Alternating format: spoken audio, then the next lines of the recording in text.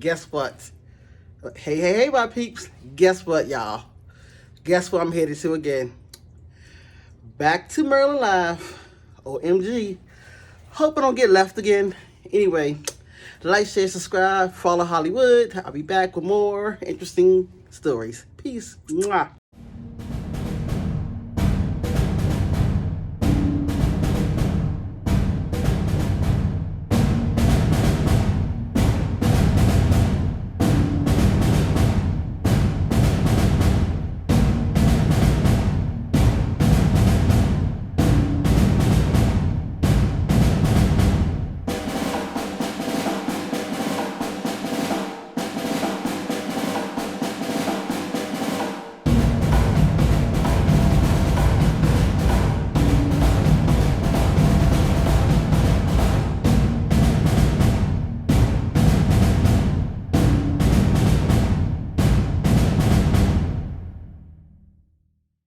So everybody, we're still here at the casino, right?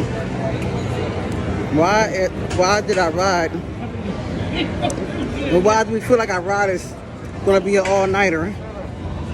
Anyhow, like what? Yeah, we're here at 7 o'clock. What time is it now? It's 10:45. Our ride was laid back at the machine, so like $400 machine. Still getting free spins. We're 45 minutes.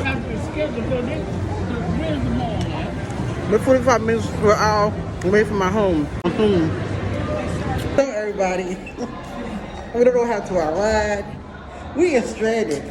Thanks to our girl Jazz. She's come to get us.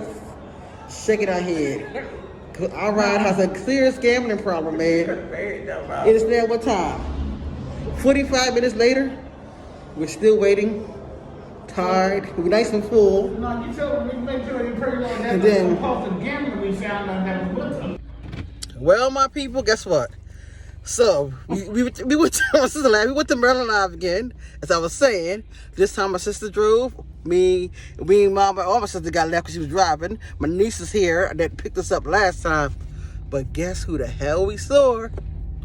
The one that stranded our goddamn asses. So we thought my sister was lying. She's talking about, there he go. There go James. So we was like, no, that's not James. We looked over there. I said, yes, the hell it is. Mama took that money at the machine, went there, smacked him down, and punched him in his face like that ain't what happened, people. She went and laid him out, though. Anyway, that's the adventurous evening we're going through. We're going to Silver Diner now. Let's see what else is going on. Anybody got to say anything to the vlog? Mama said she going to get you, James.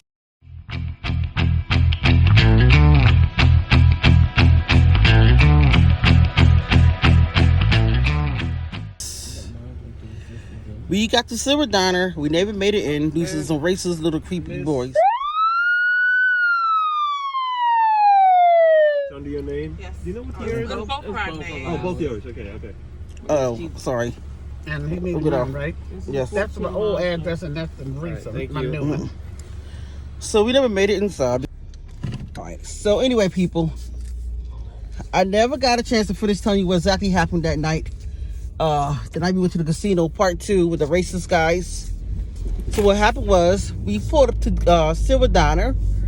We tried to park in one space, but we could not park in that space because the car was over the line, which had to be the rude guys' car anyway. So I told my sister to go ahead and just try to back on the other side of the vehicle, in which we did that.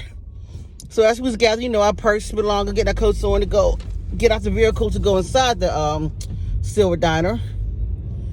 2 Caucasian guys, young guys, late teens, mid-20s, came out of the Silver Diner. They were parked beside us. We know they had Florida tags, and it was like mud and dirt all over the car. So as we was parking, I was like, where in the hell has that car been with all that dirt and stuff all over it? So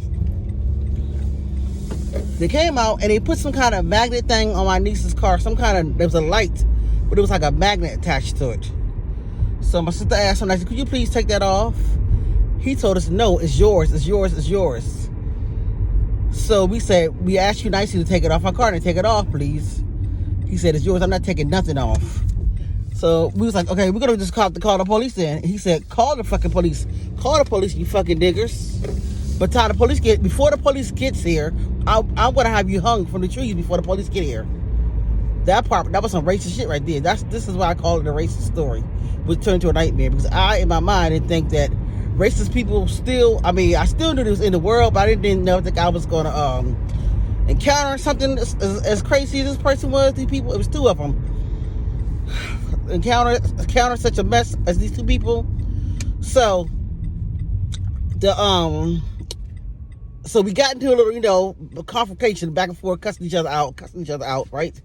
And he talking about calling us all kind of racist slurs and nigger bitches and all kind of names, right? So meanwhile, my mother said, just call 911, just call the police on him, which I was in the process of calling the police.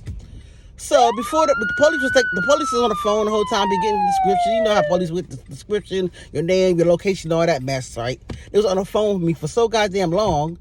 These little punks left and had nerve to come back. They left after that. We got a little argument. Left by their business, all in a hurry to get the tag number. They're gonna come back and block our car in before we got the car, because we're still in the car. We're still in the car. I was on the phone with the police because the police told us to stay in the vehicle until the police arrived. So which we did. We was on the phone with the 911 operator. These fools come back and block the goddamn car in. So I'm like, oh my goodness, they must really was some trouble tonight, right? So I was looking through my niece's back of my car, but she has a new car, so nothing was really in there. I was trying to find some kind of spray or liquid or some kind of chemical to spray in one of their eyes, to spray in their face. They at this point in time, they're telling us they want some trouble for the night. They want some fighting to go on. So the police was like, just calm down, don't get out the vehicle, don't do this and that. So the police could hear him in the background. So this time, the passenger side guy, he stayed in the car. And meanwhile, like throwing like middle fingers, like doing your hand just like a gun thing at us, right? Let me remind you, the three of us, we're not afraid of nothing anyway in the world. So how it went down that night, it was gonna go down. It was gonna go down. I don't want us to go down. Bloodshed, jail time, ambulance time, hospital time. But if they had to really want to fight and put hands on each other, put hands on us, or go hand to hand, it was gonna go down anyway. So meanwhile, the other one, the driver's side, the real smart about one, run around the cold with some damn Hawaiian socks, Hawaiian shorts on, looking a fool. He goes into the Silver Diner. First off, okay, after they brought the car in, they backed up, they kind of angled the car, but the car is like angled facing toward us. So this little fool, but he's pulled up, he's angled toward us, but it's like an angle where his lights is facing toward us and like an angle. It's like still some space for them to walk, but we didn't get out anyway. So this little jerk goes into the Silver Diner. So he was in there for like less than 5 minutes. I don't know what he was doing. Maybe he was in the bathroom. I don't know what his little jerk ass was doing. But he went in there.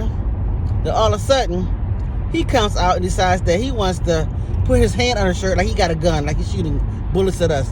And then he had nerve to just put his hands in his pants, shake his little shriveled up, I don't know what he's even shriveled, shake his little pee-pee at us, and her nerve to take it out. So that's another charge. Not only now you being what we call it, being a bigot, being racist, being now you got indecent exposure. All this is going on while the police is still on the phone with me. All the police for like an hour, for an hour to these bugs to come. So the police come. One of them decides they question us. The other one was the description. So we got some video and stuff of the guys in the car tag number. So he's supposed to go out and try to find them. So meanwhile, they're asking, while the one that's questioning us, the other one's supposed to go out and try to find these guys. Another one came in, instead of him, I guess trying to go find the guys or ask questions, he's looking at us, the four of us ladies, as if we're criminals. Let me tell you this is the same night we left the Maryland Live. So that's why it's Disastrous Story of Maryland Live. So he's looking at us like we're criminals and racists. They're going to ask for our ID, run my sister's tag number, my niece's tag number on the vehicle, and treat us like we're a criminal, sorry. And they're going to give us a goddamn card saying, contact them by Monday, or if we don't hear from them, if they're going to contact us, we didn't know from them to contact them by Monday and all this mess. All bullshit. All bullshit to me. To me, they was not even trying to find them bugs. They just took the report because that was their job to take the report. But really, and all jokes aside, they didn't give a damn one way or another if we was hung from a tree or if anything was to happen like that. So like I say, this racism stuff, man, that stuff gotta stop. And these people are young. For them to be young, they should not. That means they was taught that. And what I'm trying to say is, for them to be like in their 20s, like I said, late teens, they're like in their 60s or 70s, or where they was born in the 60s and 70s, where the racism stuff was going on. They had been taught that to be treat people like that. But anyway, so we haven't heard anything from the police or anything. We have not heard anything else about the situation. I do know the car, if I see it on the road, is a Hyundai with Florida tags on it with a mismatched hood, kind of beat up looking. Like they just tore it up, just be tearing it up. But anyway, people, this is the story of a nightmare Maryland Live. The first time we went to Maryland Live, we get stuck there by the guy because the guy has a gambling addiction. So he just kind of abandoned us. Don't care if we don't get a ride home. Don't answer the phone. Don't return a call. Don't even check on us till the next day at 2 p.m., which we could have been dead, or anything could happen to us during that time. So the second time we go to Maryland Live, we know we're not gonna get stranded or anything. We have a ride home because we ride together as a family. We expected to go to Silver Donna after that, to have a good old family girls' night out, to enjoy our little, I guess, a late night snack or dinner, because by that time it was like 12, 1 o'clock in the morning. And I was going to get my son something, but we never even got a chance to get out the car, because we had to deal with two damn idiots, which don't make any damn sense.